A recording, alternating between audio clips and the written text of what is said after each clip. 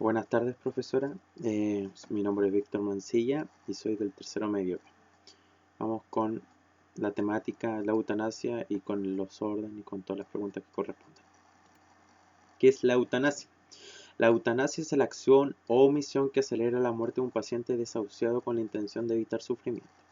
La eutanasia se da en el concepto o está en el campo en donde el paciente tenga una enfermedad terminal o una enfermedad que ya es incurable. En ese campo. Fuera de ese campo no se puede llamar eutanasia, sino se puede tomar ya como un homicidio o dependiendo si fue voluntad, en fin. Pero la eutanasia juega en ese campo cuando el paciente tiene una enfermedad terminal. Por supuesto, a voluntad propia, tiene que ser a voluntad y no por otro tutor, tiene que ser por voluntad del mismo paciente. Un dato curioso es que el primer país en asumir o aceptar la eutanasia como tal fue Países Bajos o Holanda en el 2012. ¿Cuáles son las diferencias entre el activo y pasivo que es la eutanasia?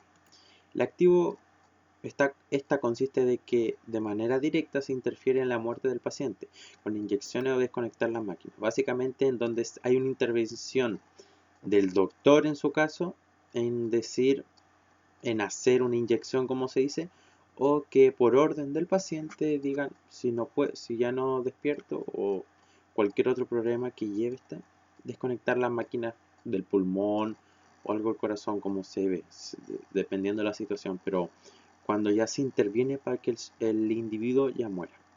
Y por contrario está el pasivo, que es que no, como dice ahí, acá, el procedimiento es simplemente en que la enfermedad dé fecha a término a la persona, sin tratamiento ni cosas así. Básicamente en donde la enfermedad coma, por decir de alguna forma, a la persona, sin intervenciones tan grandes o para retardar. Como un dicho, hasta que la muerte llegue, sea temprano o sea tarde. Esas son las diferencias como tal. Una se interviene y la otra que la enfermedad avance como que. ¿Cuál es la medicina paliativa que está relacionada a estos pacientes con enfermedades terminales? Consiste en una rama en donde se encarga de alivianar y apoyar a los pacientes que están con tratamiento de enfermedades terminales, como dije.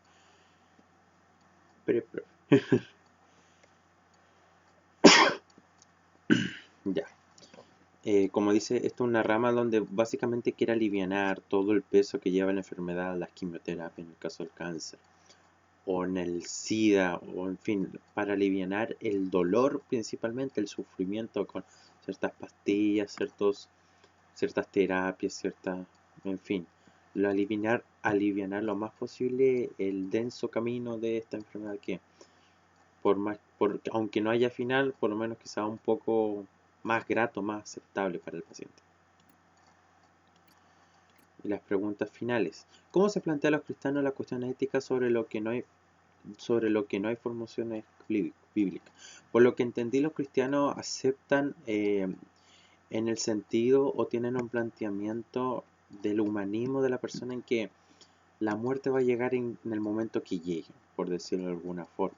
En que al final la base de la iglesia o de la Biblia es cuidar el valor de la vida. Al caso del aborto igual pasa acá con la eutanasia. Lo importante es preservar la vida lo más que se pueda. Pero como se sabe, dentro de los mismos cristianos siempre va a haber dimensiones distintas porque puede ser que hay un cristiano que le tocó vivir esa situación y hay otros que no. Entonces, el debate siempre va a surgir esa idea. Pero así hablando, el cristianismo vela mucho el valor de la vida y que la muerte va a llegar cuando tenga que llegar para esa persona. ¿Qué criterios aplica en esos casos el magisterio de la iglesia? Ahí, como dije, respeta el valor de la vida, pero quiere preservarlo como tal. Entonces su criterio es que se pueda hasta lo más que se pueda tener vivo a la persona. Pero después hay que entender que hay casos que ya no vale la pena. Por ejemplo, en un coma o cuando está en estado vegetal. Ahí se pueden dar ciertas situaciones que la iglesia puede. Pero normalmente su mirada fija es que haya vida. en el momento, hasta lo más posible que se pueda. Eso serían las preguntas contestadas.